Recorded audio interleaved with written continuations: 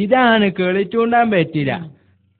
പണ്ട് കാലത്ത് പെർമാണിമാര് മാത്രം തിന്നീനെ പറ്റില്ല അത്. അതുകൊണ്ട് ഇതെനിക്ക് ഞാൻ തരൂല.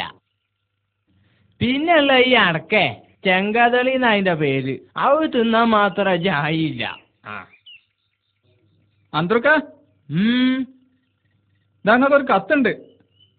മകളെ കുട്ടീൻ്റെന്നാ തോന്നണത്. ഇങ്ങോട്ട് കൊണ്ടുപോര്. ഓപ്പ പോയിട്ട് 3 മാസം കഴിഞ്ഞ്.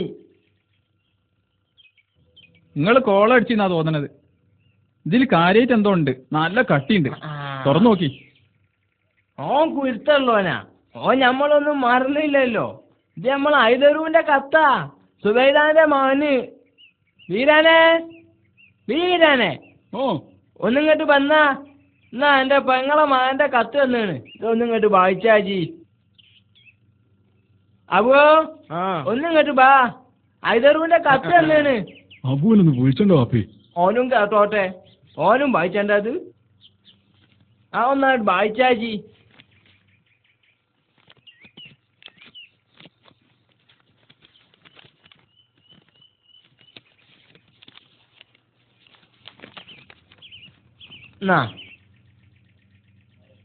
വായിക്കല്ലേ?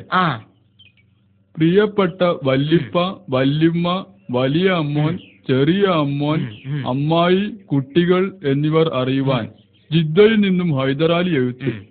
എനിക്കിവിടെ പരമസുഖമാണ്. ഇതിന്റെ കൂടെ 25,000 രൂപയുടെ ചെക്ക് അയക്കുന്നുണ്ട്.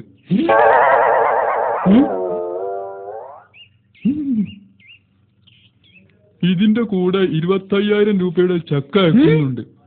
അതിൽ 10,000 രൂപ വല്ലിപ്പക്കും 10,000 രൂപ വല്ലിപ്പക്കും. എന്നാല് അത് എനിക്കുള്ളതാ. അത് ഇന്റെ കജി തന്നെ തരണോ. ഞാൻ അതും ചോദിച്ചു ഇന്റെ പരങ്ങാനും വന്നാലുണ്ടല്ലോ. ഓനേതായാലും ഉസുറുള്ളോനാ. ഈ ബാക്കി വായിച്ചാ.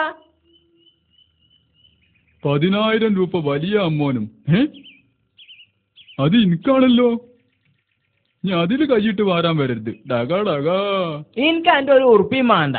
ഓന്റെ ബാക്കി വായിച്ചാജി. 1000 ചെറിയ അമ്മോനും. എനിക്ക് 1000 ഉള്ളൂ. 1000 തന്നെ കിട്ടിട്ട് എന്താക്കാനാ? വായിച്ചാ. 1000 വല്യമ്മാക്കും. നിങ്ങൾക്കുണ്ട് 1000. 1000 അമ്മായിക്കും. അനക്കുണ്ടടി. 500 വീതം കുട്ടികൾക്കും. ഓൾത് പിന്നെ ഞാൻ തന്നെ വെച്ച് പിടിച്ചോളാം. കൊടുക്കണമെന്ന് പറഞ്ഞുകൊണ്ട് ഒരു കത്തെഴുതാനാണ് ആഗ്രഹം. പക്ഷേ ഇതുവരെ പണിയൊന്നും ശരിയായിട്ടില്ല.